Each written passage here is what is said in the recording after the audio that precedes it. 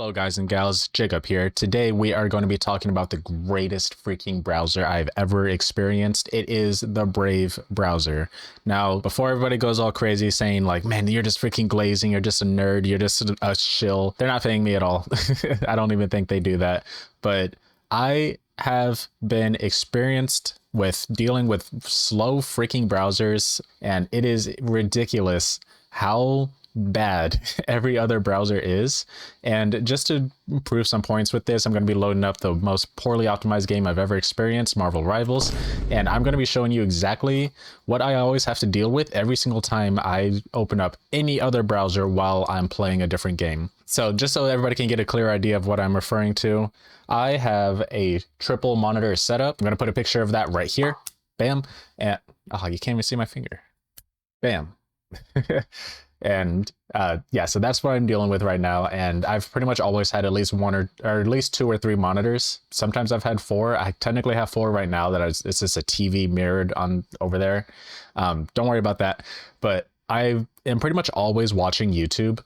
Either one of my biggest stripes with other browsers is really bad performance while I am playing a game and also playing a YouTube video on the side. Pretty much I am always watching a YouTube video 99% of my life, honestly. It's kind of a problem, I'm sure, but that's not what we're talking about here today. We're going to be talking about how great Brave performs compared to other browsers, along with some other things that I've noticed. And I just want to like spread the gospel of how amazing Brave is.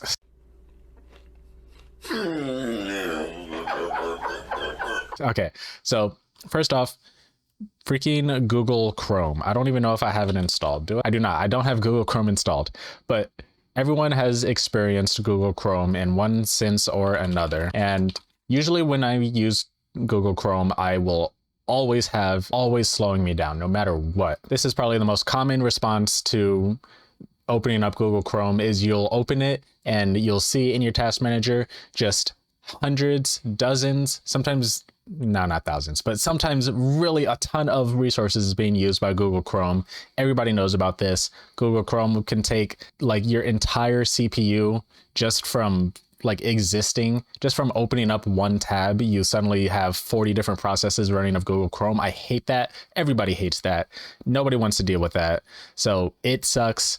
It's just an awful experience with using Chrome. So I haven't used Chrome probably since 14, maybe 15. And that's when I was brought to Firefox. Come on.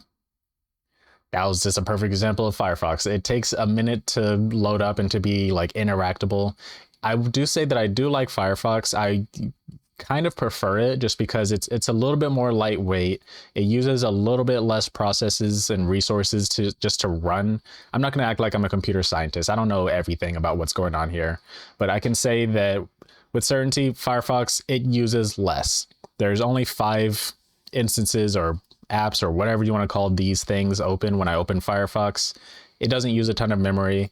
It does still react pretty slowly though. And there is one thing that I really don't like about it. That is that you can't just paste from clipboard an image into, where you can, send an image. A common thing with trying to send images, I do it through like Etsy, for example, when I want to send an image of a customer's model or their character or something before I, send it out. I will want to upload an image. And usually what I can do is I can just hit Control V, after taking a screenshot, and I can upload it like this. This is a custom add-on that I had to download and install. So that is one thing that I kind of don't like about it. There's also some other things where sometimes it doesn't properly pause a video when you open a new tab. So see, for example, here, see how it doesn't autoplay? That's something that I think Firefox has on by default, and I really like that. But then there are some times where it doesn't do that. So it's kind of inconsistent with that. That means nothing though. That's very nitpicky stuff that really doesn't matter. The biggest thing that I have with Firefox is this. And then hopefully Jaakeup shows the terms of service where they can pretty much use everything. Okay, so I kept talking about this as if I knew what I was talking about, but I really didn't. All I know is that they don't technically get ownership of your content, but they do log everything that you're doing. And they also removed the line saying that they don't sell your data anymore. So There's a whole threads about it. You can look it up. If not, whatever. I don't care. I don't like it anymore. Bye. It's a really weird thing that they did, and I don't know why, but there was a huge uproar about it. I don't think they have any negative, attempts at trying to attack anybody with this stuff that they're doing, but it put a terrible taste in my mouth, and now I never use Firefox. After that, I immediately changed to the next browser, which is Opera. So the thing about Opera is that while it is nicer, it is lightweight. The issue, the issue with Opera is that it's pretty much Chrome, just with a different skin. And Opera has the exact same thing. Look at this. I just opened up Opera, and now I have 24 instances of Opera open. Why? This sidebar was terrible.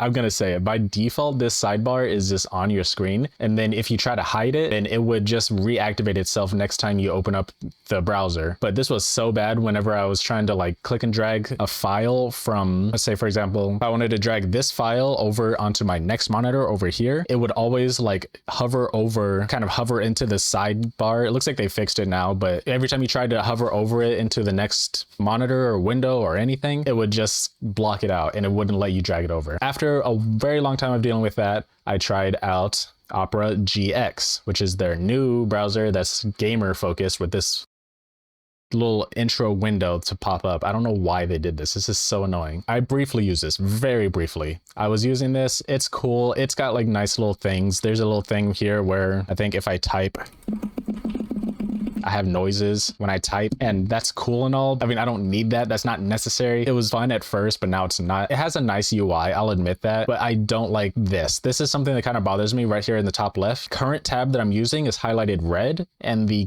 tab that I'm not currently using blends in with the black on the window.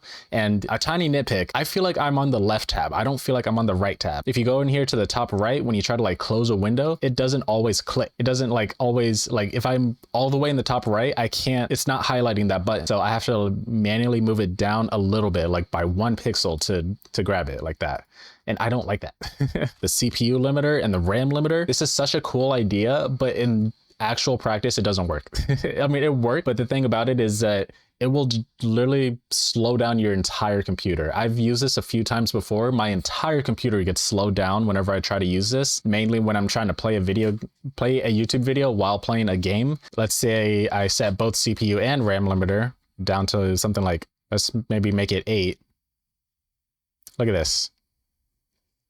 It's just like, I get that it's using some power to try to limit its resources, but it's like at the cost of a viewer experience. And at this point, what other reason are you going to be using this, this browser if you need it to go this slow? I don't completely understand it. And this also faces the exact same thing as every other Google Chrome based browser. 27 different instances, and I have 3 tabs open. And that's when I learned about Brave browser. This is one that I actually learned about from Mudahar, from Some Other Ordinary Gamers. He briefly mentioned it one time in one of his videos, and I said, screw it, let's try it out. By default, it has an ad blocker built in. So you can see here, I don't even have uBlock Origin or anything up here installed, or AdBlock Plus. And if I just click on a video, bam, I get a video. I got a video playing.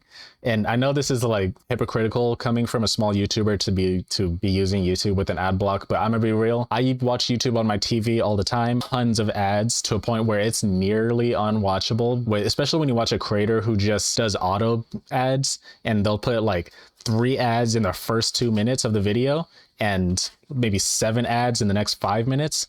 Ridiculous, unwatchable. I really hate that. So you know what, I splurge on myself. I say screw it. It is way more enjoyable to watch YouTube with an ad blocker. It's pretty much necessary. On top of all that, let's talk about the performance. The performance of Brave is insane to me. When I start using Brave, I can actually keep the video playing while I'm playing a game.